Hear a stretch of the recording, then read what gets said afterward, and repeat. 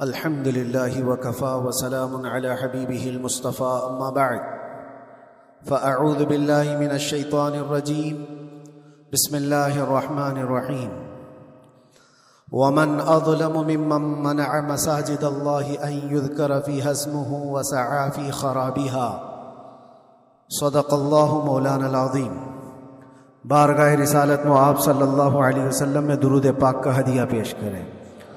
اللہم صل علی سیدنا و مولانا محمد معدن الجود والکرم وآلہ واصحابہ الکرام وابنہ الکریم وبارک وسلم صلاة دائمة سرمدا ابدا۔ اللہ عز و جل قرآن عظیم میں ارشاد فرماتا ہے، اس سے بڑا ظالم کون جو اللہ کی مسجدوں میں اللہ کا ذکر کرنے سے روکتا ہے، وہ سب سے بڑا ظالم ہے۔ ومن اظلم ممن منع مساجد اللہ کی مسجدیں، اللہ کا گھر اس کے ذکر پاک کے لیے ہوتی ہیں، اس کی عبادت کے لیے ہوتی ہیں، اور جو اللہ تبارک و تعالیٰ کے ذکر سے اور اس کی عبادت سے روکے، اللہ قرآن میں فرماتا ہے وہ سب سے بڑا ظالم ہے۔ میرے عزیزو، تاریخ اگر دیکھتے ہیں ہم تو ہر زمانے میں معرکہ حق و باطل ہوتا رہا ہے۔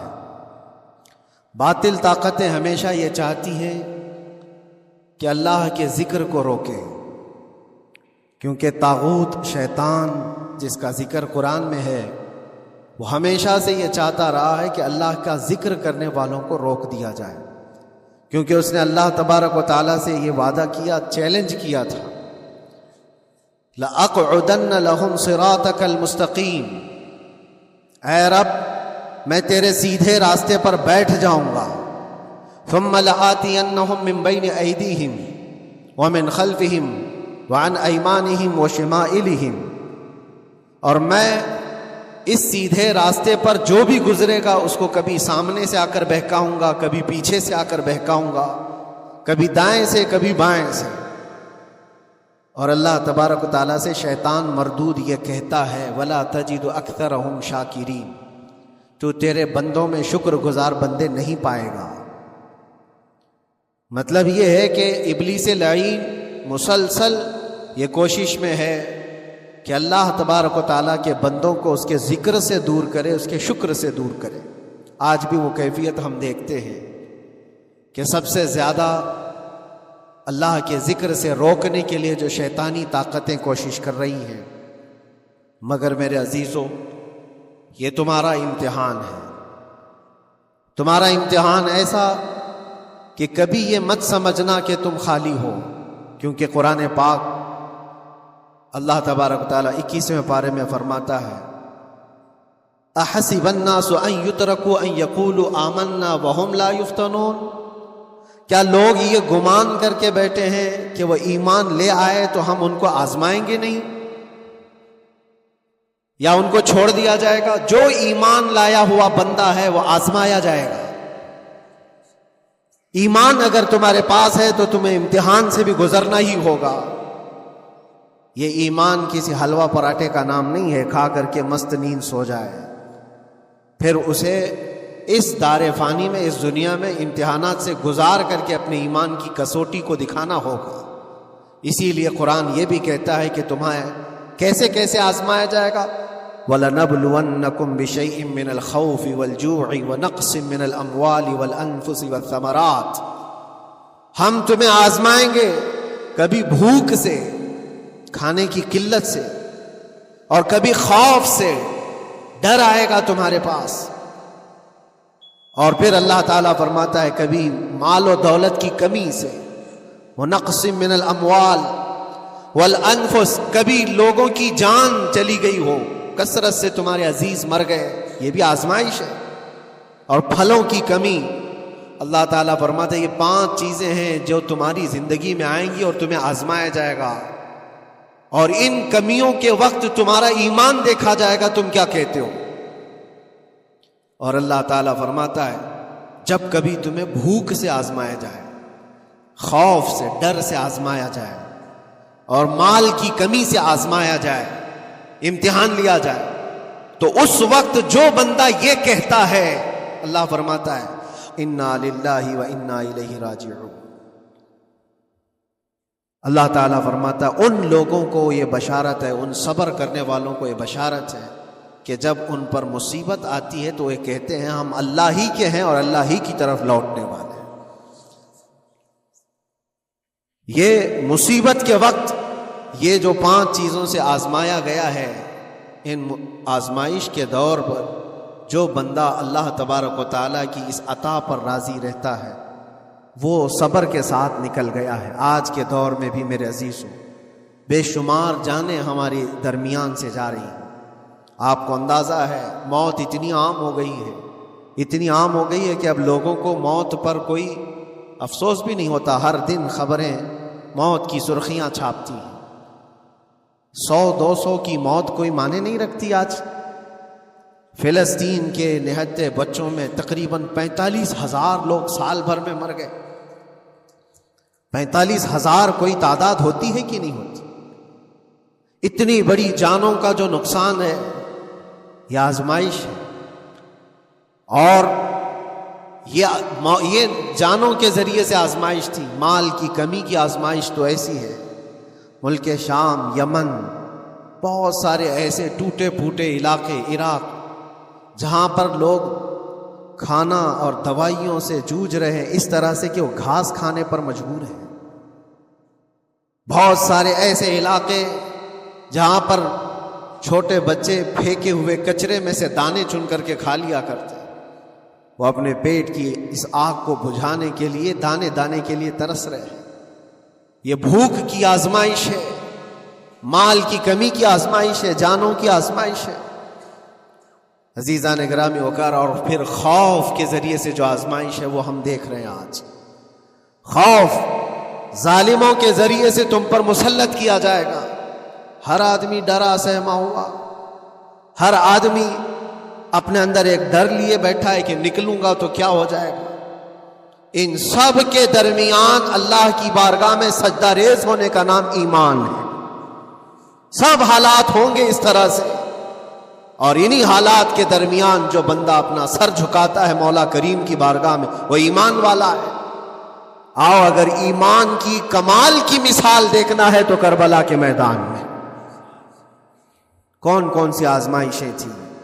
بھوک کی بھی آزمائش ہے، پیاس کی بھی آزمائش ہے، جان کی بھی آزمائش ہے، خوف کی بھی آزمائش ہے۔ سب چیزیں ایک ساتھ کربلا کے میدان میں آئی۔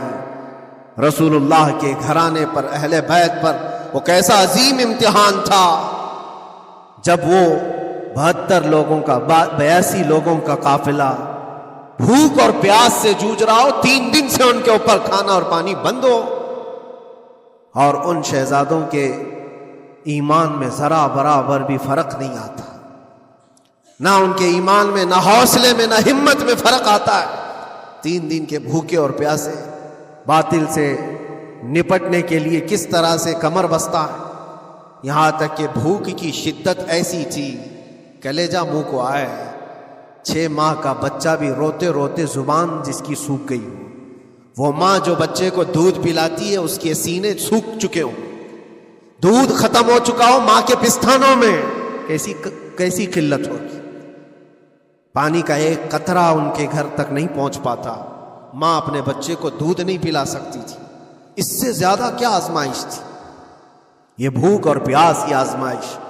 پھر جانوں کی آزمائش تو ایسی، اللہ اکبر، 56 سال کی عمر کا وہ شہزادہ عالی وقار، سیدہ کائنات فاطمۃ الزہرا کا نور نظر، امام عالی مقام سید الشہداء امام حسین رضی اللہ تعالیٰ، جب میدان کربلا میں لاشوں کو اٹھاتے تھے، کتنی لاشیں اٹھائی، کبھی بیٹے کی، کبھی بھتیجے کی، کبھی بھانجے کی، کبھی بھائیوں کی، کبھی عزیزوں کی۔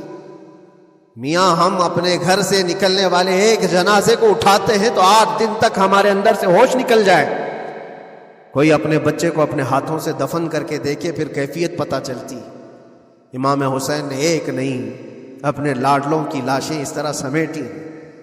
ان کے جوان بیٹے علی اکبر کو جب شہید کر کے گھوڑے دوڑائے گئے تھے جسم کے اوپر سے، ٹکڑے الگ ہو چکے تھے، اس کو سمیٹتے ہوئے کون بیٹھا ہے؟ رسول اللہ کا نواسا، اور 6 ماہ کے بچے کو ہاتھ کے اندر ظالموں نے تیر سے ایسا مارا تھا کہ حلقوم پہ چلا گیا، اور 6 ماہ کے علی اصغر کا خون جب امام حسین کے چہرے پر اچھل جاتا ہو، کسی باپ کے ہاتھ میں بیٹا وفات کر جائے اور پھر وہ لے کر کے خیمے میں آئے اور ادھر سے بلکتی ہوئی ماؤں کو اور بہنوں کو بھی دیکھے، ان میں بھی صبر کی تلقین دے۔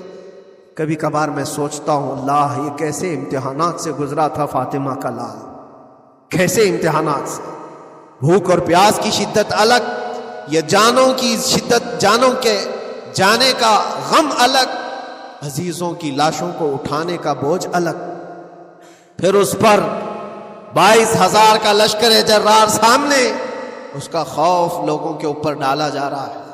عزیزان گرامی وقار، یہ سب چیزیں کیا امام حسین کے قدموں کو ڈگمگا گئی؟ کیا ان کے خاندان والوں کو بکنے پر مجبور کر دی؟ کیا انہوں نے سمجھوتے کر کے اپنا سب کچھ بیچ ڈالا؟ ایک خیمے کا بچہ بھی، خیمے کا ایک بچہ بھی امام حسین کا نکل کر کے آیا ہو تو مجھے تاریخ بتا دو، بلکہ تاریخ تو آج یہ کہتی ہے سرداد نہ داد دست در دست یزید، حقا کے بنائے لا الہ است حسین، سر دے دیا مگر ہاتھ یزید کے ہاتھ میں نہیں دیا۔ حق تو یہ ہے کہ لا الہ کی جڑ کا نام حسین ہے۔ آج وہ امتحان قیامت تک کی تمہارے ساتھ ہوتا رہے گا، قیامت تک تمہارے ساتھ یہ آزمائش ہوتی رہے گی، کبھی بھوک سے، کبھی ڈر سے، کبھی جانوں کے نقصان سے، لیکن پھر تمہیں دیکھا جائے گا تم بکتے کتنے ہو، نکلتے کتنے ہو، ہواؤں کے پجاری کتنے ہیں، خواہشات نفس کو ماننے والے کتنے ہیں، اپنے کمفرٹ زون میں جینے کے لیے ایمان کا سودا کرنے والے لوگ کتنے ہیں۔ یہ آزمائش ہوتی رہے گی میرے عزیزوں۔ ایمان اس کا نام نہیں ہے کہ تم گھر میں آرام سے بیٹھے رہو گے اور کوئی امتحان نہیں ہوگا، امتحان تو ہوگا، آزمائش تو ہوگی۔ آج جو بھی حالات ہیں اس پر میں یہی کہوں گا، ایک بات ہو سکتا ہے کروڑوں مسلمانوں کے دلوں میں آج یہ نروس پن آئے، اتنے برے حالات ہوتے ہیں، اللہ ہمارے ساتھ ہے یا نہیں؟ اللہ ہمارے ساتھ ہے یا نہیں؟ ایمان ہمارا صحیح ہے یا نہیں؟ اسلام صحیح ہے یا نہیں؟ یہ شک بھی شیطان تمہارے دل میں ڈالتا ہے۔ کبھی تمہارے اوپر مصیبتوں کے پہاڑ ٹوٹ جائیں تو شک ڈالتا ہے شیطان تاکہ تمہارا ایمان ڈگمگا جائے۔ میرے عزیزو، مسلمان ہونے کا مطلب یہ نہیں ہے کہ تم صرف محلات میں جیو گے اور تخت و تاج کے مالک ہی رہو گے، ایسا نہیں ہے۔ ایمان والوں کو احد میں 70 جانیں بھی دینی پڑی ہے، بدر میں ان کے ساتھ جو معاملات ہوئے ہیں، فتح اگرچہ بدر میں ہوئی لیکن جنگ احد کا اگر منظر دیکھو گے، اللہ اکبر، وہ رسول پاک صلی اللہ تعالی علیہ وسلم کے شہدائی صحابہ جب احد کے میدان میں کھڑے تھے، 70 صحابہ کی ایسے جانیں گئی ہیں، اگر میں تفصیل بتاؤں تو بہت لمبا وقت ہوگا۔ ایک صحابی ہیں حضرت انس بن نزیر، پورے جسم میں ایک انگلی کے علاوہ کچھ نہیں ملا، کچھ نہیں ملا، شہادت کی ایک انگلی سے ان کو پہچانا گیا۔ حضرت سعد بن ربیع، یہ ایسے صحابی ہیں جن کا پیٹ پورا پھاڑ دیا گیا تھا اور 12 نیزے مارے گئے تھے۔ وہ سید الشہداء امیر حمزہ بھی تو اسی احد کے میدان میں شہید ہوئے، جن کو بھالے سے مارا گیا اور چیر کر کے ان کا کلیجہ چبایا گیا تھا۔ عبداللہ بن جہش اسی میدان میں انتقال کیے ہیں، جن کے جسم کے 80 ٹکڑے کر دیے گئے تھے اور ہر ٹکڑے کا ہار بنا کر ظالموں نے پہنا تھا، ہار بنا لیا تھا جسم کے۔ یہ سارے منظر احد کے میدان میں ہوئے، اور کون سے ایمان والے؟ وہ رسول اللہ کی اقتداء میں نماز پڑھنے والے، حضور پاک کے چہرے انور کو دیکھنے والے۔ جب ان کے ساتھ یہ آزمائشیں ہو سکتی ہیں تو ہم کون سی گاجر مولی؟ ہمارے ساتھ بھی آزمائشیں ہوں گی، جس کا جیسا ایمان ہوگا ویسا وہ امتحان بھی دے گا، اسی امتحان سے وہ گزارا جائے گا۔ مگر میں آج کروڑوں مسلمانوں کے دلوں کے بارے میں یہ بات کہنا چاہتا ہوں کہ اگر نروس پن ہے کہ یہ حالات ایسے کیوں ہیں، حالات ہر زمانے میں ہوتے رہیں گے۔ ستیزہ کار رہا ہے ازل سے تا امروز، شرار ابو لہبی سے چراغ مصطفی، ہماری تاریخ ہے، یہ تاریخ ہے میرے عزیزو۔ اللہ تعالیٰ قرآن میں فرماتا ہے تِلْكَ الْأَيَّامُ نُدَاوِلُهَا بَيْنَ النَّاسِ، یہ دن ہیں جو ہم لوگوں کے درمیان پلٹتے رہتے ہیں، کبھی تم بادشاہ بنو گے، کبھی فقیر بن جاؤ گے، اور آج جو تخت پر ہیں ہو سکتا ہے وہ کل ڈگر ڈگر گھوم رہے ہو۔ آج جن کو طاقت کا نشہ ہے ہو سکتا ہے وہ بھیک مانگنے پر بھی مجبور ہو جائے۔ لیکن ایک بات یاد رکھنا، نروس پن اپنے دل میں آنے نہ پائے، ان حالات سے دیکھ کر کے گھبرا نہ جانا۔ ایمان تمہارا سچا ہے، اللہ کل بھی تمہارے ساتھ، آج بھی تمہارے ساتھ، بس تمہاری عبادت میں فرق آنے نہ پائے، تمہارے سجدوں میں کمی ہونے نہ پائے، تمہارے ایمان میں تزلزل آنے نہ پائے۔ اللہ ایک ہے تو ایک ہے، اللہ سچا ہے تو سچا ہے۔ میں نے اللہ کو نہیں دیکھا لیکن اللہ پر ایمان ضرور ہے۔ یہ یقین اور یہ عقیدہ تمہارا مضبوط رہے۔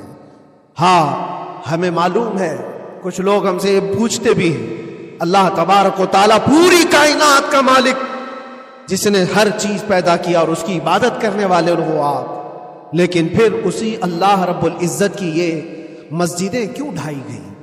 کیوں مسجدوں کو ختم کیا جا رہا ہے؟ اللہ کے ذکر کو روکنے کے لیے طاقتیں پوری مسجدوں کو ڈھانے کی کیوں بات کرتی؟ پھر اللہ کچھ کیوں نہیں فرماتا؟ میرے عزیزوں، یہ کائنات ہے جس کو اللہ نے اسباب پر بنا کر بھیجا ہے اور تمہیں عمل کے لیے بھیجا گیا ہے۔ تمہارا عمل دیکھنا ہے، تم کتنے پابند ہو، تم کتنے اپنی حفاظت کرتے ہو، تمہارے ایمان کی، تمہاری عبادتوں کی، تمہاری مسجدوں کی۔ تم مسجدیں خالی کر کے گھوم رہے ہو، فجر کی نماز میں اپنے گھروں پر سوئے ہو، اور پھر اللہ کے گھروں کی حفاظت کی بات کر رہے ہو کہ مسجدیں ڈھائی جا رہی ہیں، مسجدوں پر آکرمن ہوتا ہے۔ یہ ساری باتیں کیوں؟ تم جب ان صفوں کو خالی کر دو گے، یہ مسجدیں چیخ چیخ کر پکارتی ہیں اللہ کی بارگاہ میں، پل بھر میں بنا لی، شب بھر میں بنا لی مسجد تو ایمان کی حرارت والوں نے۔ من اپنا پرانا پاپی تھا، بچپن سے نمازی بن نہ سکے۔ مسجدیں بڑی بڑی شاندار بنا لینا اور اس کو آباد نہ کرنا، یہ بھی تو ظلم ہے۔ آپ ان مسجدوں کی حفاظت کی جو بات کر رہے ہیں، ان مسجدوں کی حفاظت صرف کمیٹیاں بنانے سے نہیں ہوتی، نمازوں سے ہوتی ہے، اس کے اندر تلاوت قرآن سے ہوتی ہے۔ عزیزان گرامی، اور پھر یہ بات ان ظالموں کے لیے کہ اگر وہ ہاتھ لگا کر مسجدوں کو اٹھانا پھینکنا اس کو اپنی طاقت کا ذریعہ سمجھتے ہیں تو سمجھ لو تھوڑے دن کی بات۔ اگر اسی کا نام طاقت ہے کہ عبادت گاہوں کو مسمار کر کے طاقت کے تخت کو بٹھایا جائے، تو یاد رکھنا بڑھتے بڑھتے بڑھتے تمہارا نشہ کہیں تمہیں فرعون نہ بنا دے، اور اگر فرعون بن گئے تو انتظار کرو، اللہ تعالیٰ بڑے بڑے فرعونوں کو صرف پانی سے ہلاک کرتا ہے، بہت بڑے بڑے نمرودوں کو اللہ تعالیٰ مچھر سے ہلاک کرتا ہے۔ وہ ابرہہ بھی تو آیا تھا جو کعبہ ڈھانے کے لیے آیا تھا، ہاتھیوں کا لشکر لے کر آیا تھا، جس کا ذکر قرآن پاک میں الم تر کیف فعل ربک باصحاب الفیل۔ اے محبوب، کیا آپ نے نہیں دیکھا ہاتھی والوں کے ساتھ اللہ نے کیا معاملہ کیا؟ پورا ہاتھیوں کی فوج لے کر آیا تھا کعبے کو ڈھانے کے لیے۔ ہوا کیا؟ کعبہ کو ڈھانے کے لیے اتنی خطرناک فوج تھی اور مکہ والوں میں لڑنے کی اتنی طاقت نہیں تھی۔ اللہ کریم نے ابابیل چڑیوں کی ایک فوج کو بھیجا، ہاتھی کہاں اور چڑیا کہاں؟ کوئی مقابلہ ہوتا ہے؟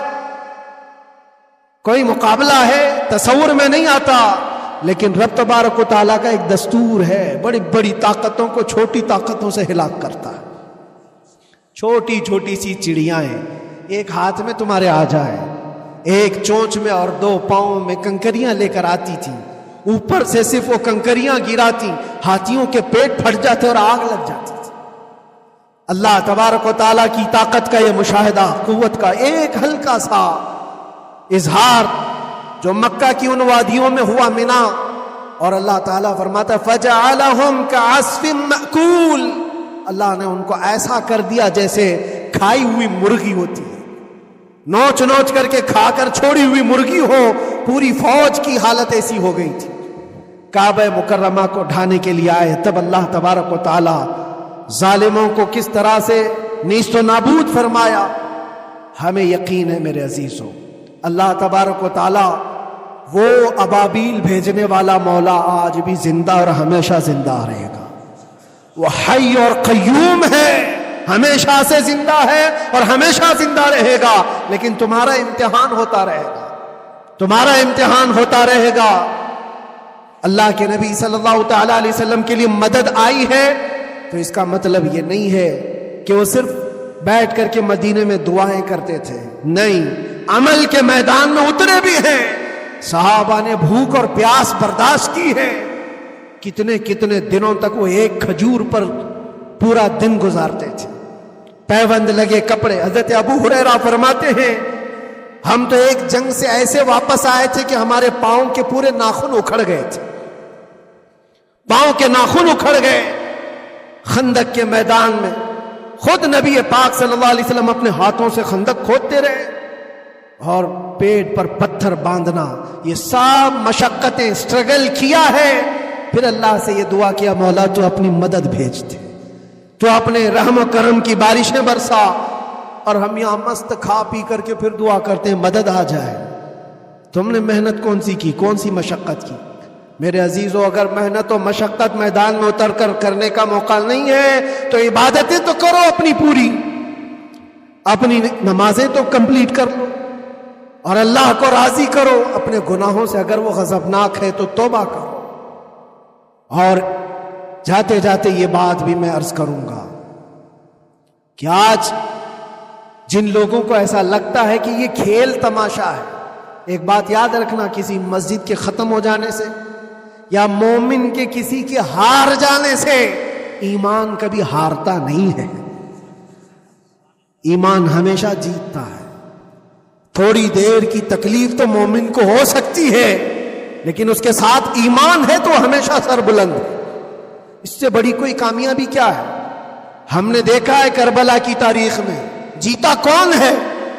دنیا کی نظر میں، اس وقت کی میڈیا کی نظر میں، اس وقت کے جو کتے ہوں گے ان کی نظر میں یزید جیتا ہوگا. لیکن قیامت تک ہر مومن کہتا ہے بادشاہ است حسین، بادشاہ است حسین. ایمان کی جیت ہمیشہ ہے، اگرچہ وہ ٹکڑوں میں بدل جائے، اگرچہ وہ 1000 ٹکڑوں میں ہو جائے. آج بھی پھریرا لہرا رہا ہے تو حسین اعظم کا لہرا رہا ہے. اسی لیے یاد رکھو، صرف تخت پہ چڑھ کر بیٹھنے کا نام جیت نہیں ہے. ابھی الیکشن بھی گزرا، کچھ لوگ نروس ہوں گے کہ ہم ہار گئے. اگر وہ ایمان والے ہیں، سچے ایمان والے ہیں تو انہیں یاد رکھنا چاہیے جیت اور ہار صرف تخت حاصل کرنے کا نام نہیں ہے، دلوں پر حکومت کرنے کا نام جیت ہے. اور آج 800 سال گزر گئے، ہند الولی سلطان الاولیاء غریب نواز کی حکومت ہم سب پر قائم ہے. کس بات کی حکومت ہے یہ دلوں کی حکومت ہے. اور وہاں جو ہاتھ لگانے کی کوشش کر رہا ہے وہ اپنے ہاتھوں کو بچا لے، آگ تمہارا انتظار کر رہی ہے، آگ تمہارا انتظار کر رہی ہے. اس لیے کہ اللہ فرماتا من عادی لی ولیا فقد آذنتہ بالحرب، جس نے میرے ولی سے دشمنی کی میں اس کو اپنے ساتھ جنگ کا اعلان کرتا ہوں. اور اب تعالیٰ سے جنگ کرنے کے لیے تیار ہو؟ اللہ کے ولی سے مقابلہ کرنا چاہتے ہو؟ اللہ کے ولی کو چھونا چاہتے ہو؟ رب تعالیٰ فرماتا ہے جو اللہ کے ولی سے دشمنی کرتا ہے اسے میں اپنے ساتھ جنگ کا اعلان کرتا ہوں. ہے کسی کی ہمت و طاقت اللہ سے جنگ کرنے کی؟ تو جو یہ چاہتے ہیں کیڑے مکڑوں کی موت مرو گے، اس سے بھی خطرناک ذلیل ہو کر مر جاؤ گے. اجمیر معلیٰ یہ صرف اور صرف ایک دھرتی کا نام نہیں ہے، اللہ کے ولی کی آباد کی ہوئی مقدس زمین ہے. اور ہم سنیوں کی آستھا ایسے ہے، امام اہل سنت فاضل بریلوی اعلیٰ حضرت فرماتے ہیں دنیا بھر میں جہاں دعائیں قبول ہوتی ہیں ان جگہوں میں سے ایک جگہ کا نام اجمیر معلیٰ ہے، جہاں اللہ تعالیٰ دعائیں قبول فرماتا ہے. ہم اپنی آستھا ہی نہیں رکھتے میرے عزیزوں، اپنی جان بھی حاضر ہے غریب نواز کے قدموں کے لیے. اس لیے میں کہنا چاہتا ہوں سرکار غریب نواز رضی اللہ تعالیٰ عنہ کے رکشک، یہ لوگ اگر یہ سمجھتے ہیں کہ مسلمان بکھر گئے ہیں، ٹوٹے ہیں، بکھرے ہیں، ان کے پاس کوئی طاقت نہیں، کوئی سیاست نہیں اور ہم جس کو چاہیں آکرمن کر کے ختم کر دیں، ہو سکتا ہے ہم سب کو مار ڈالو تمہاری طاقت کے ذریعے، لیکن وہ غریب نواز ہے. اپنے باپ داداؤں کی تاریخ یاد رکھنا، پوچھنا، جو غریب نواز کو اٹھانے کی کوشش کیا اٹھ گئے اور وہ دھرتی پہ آج بھی آباد ہے. انشاءاللہ قیامت تک اجمیر معلیٰ چمکتا رہے گا. سرکار غریب نواز رضی اللہ تعالیٰ عنہ کے آستانے سے جو فیض بٹتا ہے، اپنے اور غیر سب وہاں سے فائدہ اٹھاتے ہیں، سب لوگوں کو برابر فائدہ اٹھایا جاتا ہے۔ اسی لیے میرے عزیزوں، یہ آزمائشوں کے دور میں میری صرف ایک ہی گزارش ہے، اپنا ایمان مضبوط کرو، اپنا ایمان مضبوط کرو۔ جیسی بھی مصیبتیں آئیں، طاقتیں آئیں، تمہارا سجدے سے سر دور نہ ہونے پائے، اللہ سے غفلت ہونے نہ پائے، تمہارے ذکر و اذکار میں کمی ہونے نہ پائے، مسجدوں سے دور بھاگنے کی کوشش نہ کرو، واپس آ جاؤ، اللہ کی رحمت قریب ہے۔ قرآن میں اللہ فرماتا ہے الا ان نصر اللہ قریب، آگاہ ہو جاؤ، بے شک اللہ کی مدد بہت قریب ہے۔ وآخر دعوانا الحمد للہ رب العالمین۔